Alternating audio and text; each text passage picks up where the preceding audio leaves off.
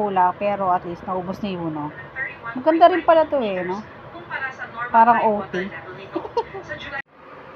Tapusin mo na yan. Ano ba naisip mo at sinira mo yung hairbrush ni ate mo? Yun no. Ito pa po, tatawa na siya. Nakapikit ka na naman mo. Yun no, ito may tsura mo. Ay, Hoy, baliktad. umupo ka. Baliktad.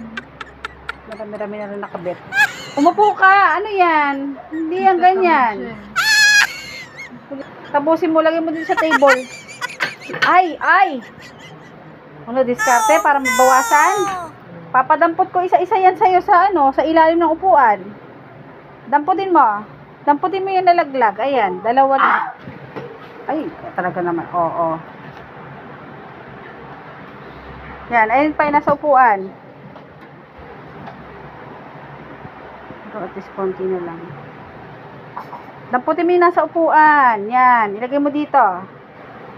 Medyo marami ka na nakabit. Drink water. Drink water. O, pwede ka naman mag-ano. Te, bigyan mo ng tubig to, te. Ikaw kumuha. Hindi natin siya patatayuin. Ano niya yan, strategy niya yan eh. Ang daming kulang, oh. Oh, konti na lang. Huwag ka na magalit. Konti na lang. Konti na lang. Oh, ay, palo-palo ka eh. Kasalanan mo yan. Tapusin mo. Ayan na lang. Ilang piraso na lang yan, oh. Diba? Ano na? Palo na. Ay! Tapusin mo yan.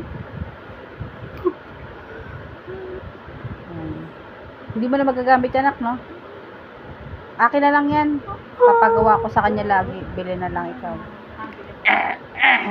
Wala, hindi mo na magagamit to. Daming kulang. Yan. Dahil sa ginawa mo, araw-araw mo yung gagawin. Maganda rin siya, para siyang OT, oh. Ganda naman yung anak eh.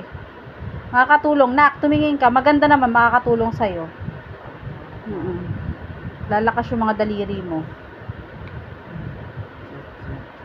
Patingin nga. Oh, isa na lang. Isa na lang. Isa na lang. Patingin.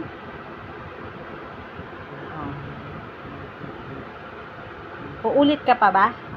Oo, uulit ka pa? Oo na.